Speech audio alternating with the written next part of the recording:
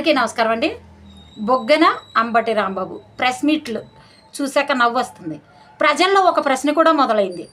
నారా చంద్రబాబు నాయుడు గారు ఎంత గొప్పోడయ్యా, అలాంటి ఆయన 2017లో పోలవరం చేతికి తీసుకుంటే 2019 జనవరి నాటికి 76% పోలవరం పనిని పూర్తి చేశాడు.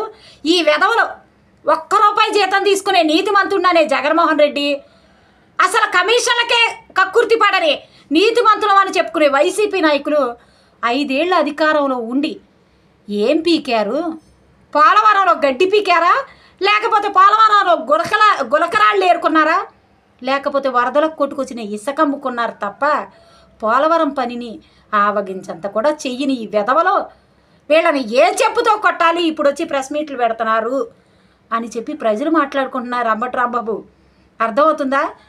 చేతగాని దద్దమ్మలాగా 5 ఏళ్ళు పోలవరాన్ని నిర్వీర్యం చేసి ఈరోజు నారా చంద్రబాబు నాయుడు గారు ఒక మనగాడిలాగా నేను 2027 నాటికి పోలవరాన్ని ప్రజలకు అంకితం చేస్తాను, జాతికి అంకితం చేస్తానని చెప్పగానే భుజాలు తడుముకుంటే మేము పని చేసాం, మేము ఆ పని చేసాం, మేము ఈ పని చేసామని చెప్తుంటే ప్రజలు నమ్మే పరిస్థితుల్లో లేరు.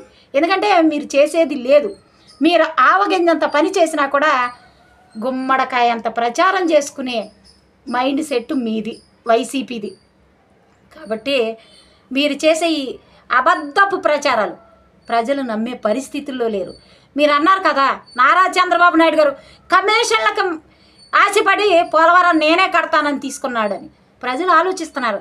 ఆయన నిజంగా కమిషన్లకు ఆశపడి ఉంటే పోలవరం 2 సంవత్సరాల్లో పోలవరం 76% ఎలా పూర్తయ్యేది అని ప్రజలు ఆలోచిస్తున్నారు. అంబటి రాంబాబు మీ చెప్పుతో మిమ్మల్నే కొట్టడానికి ప్రజలు సిద్ధంగా ఉన్నారు.